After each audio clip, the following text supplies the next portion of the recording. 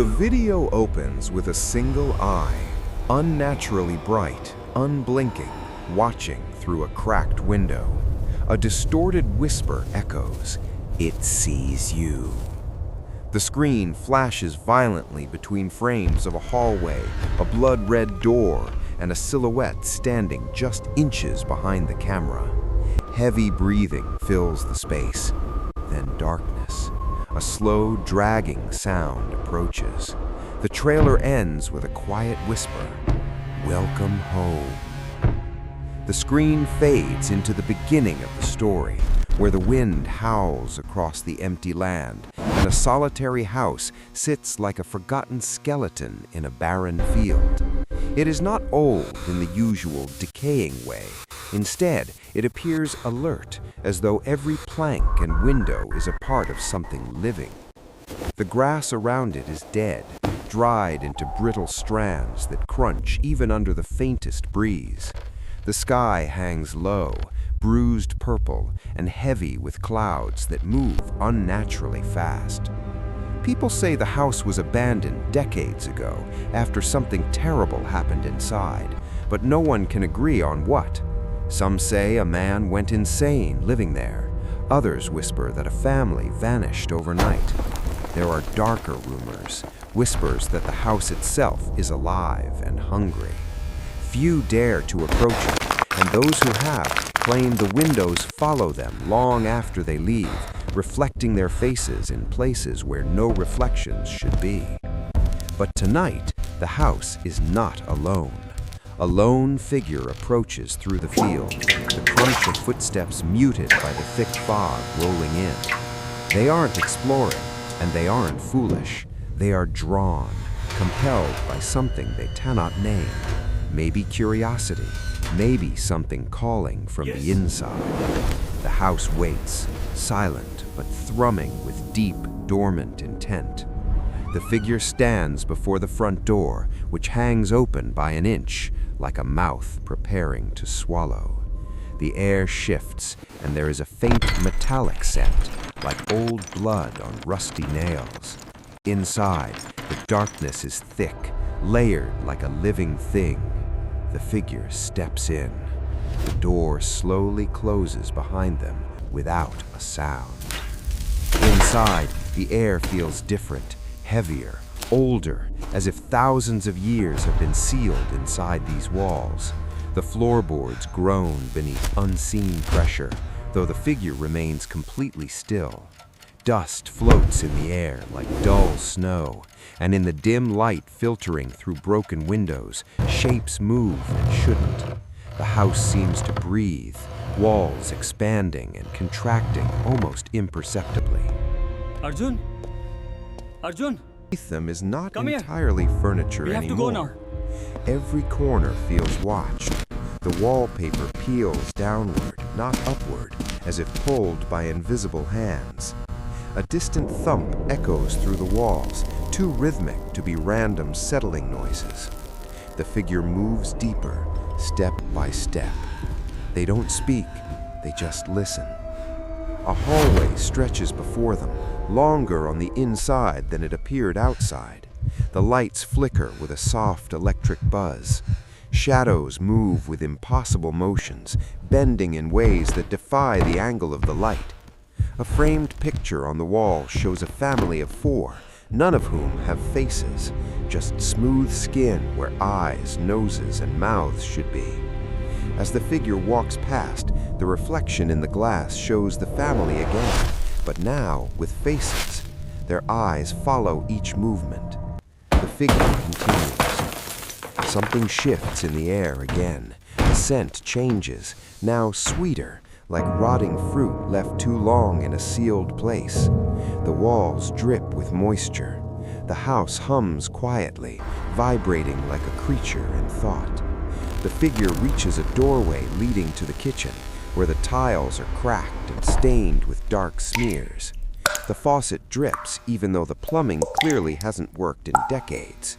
With every drop, the lights flicker. There is a sudden sharp sound from behind, a chair scraping across the floor. The figure turns, but nothing is there. The chairs sit perfectly still, but the dust pattern on the floor shows fresh drag marks. The figure reaches for a flashlight and clicks it on. The beam cuts through the darkness, revealing the hallway again. At the far end, the same family pictures now hang crooked, but not because they aged or fell. They are positioned purposely, as though moved by something that wanted a better view. The figure breathes deeply and returns to the exploration. They enter a room on the left, a child's bedroom. Toys are scattered across the floor, arranged in a circular pattern that seems too intentional to be random. A small doll sits upright on the bed, its porcelain face cracked, its glass eyes mismatched. The wall behind the bed is covered in drawings, houses, stick figures, and large black shapes towering over them. Some drawings depict the same house the figure is inside, but in each picture, the windows are filled with eyes. A small breeze moves through the room, and the doll turns its head just a fraction of an inch, not enough for certainty, but enough to unsettle. The figure retreats from the room. Back in the hallway, the air grows colder. The lights flicker harder. A low rumble begins somewhere deep below the house, like a distant growl. The figure follows the source down a staircase that spirals sharply. The wooden steps are uneven, some warped as though stepped on by something far heavier than a human. The basement is worse than expected. The ceiling is low, pipes exposed and trembling. The floor is dirt, molded into uneven hills as if something has burrowed beneath. The flashlight beam lands on a mirror standing upright in the corner, but the reflection is wrong. It shows the figure standing several feet away in a different spot and something lurking behind them. The figure turns quickly. Nothing. The reflection's shadow, however, remains, tall, thin, leaning forward unnaturally. As they move closer, the mirror begins to cloud, as though breath fogging from behind the glass. A faint silhouette appears, pressing against the surface from the other side. Fingers drag downward, leaving streaks. The figure backs away. Upstairs, the house creaks again, louder, angrier. The walls vibrate like a heartbeat. The figure climbs back up, moving faster now. They reach the living room again, but the furniture has shifted. The chairs now all face the hallway, as if waiting for something to appear. A whisper echoes, "Don't look away." The figure freezes. The house feels alive, truly alive now, and watching with intent. The lights flicker faster, then die completely. Darkness swallows everything. The figure stands still, breathing shallow, until a faint glow appears at the end of the hallway. One window remains illuminated, and the shape of a person stands in front of it. The silhouette is perfectly still, arms loosely at its sides, head bowed slightly, as if studying something. The figure, compelled, moves closer. Halfway down the hall, the silhouette's head lifts.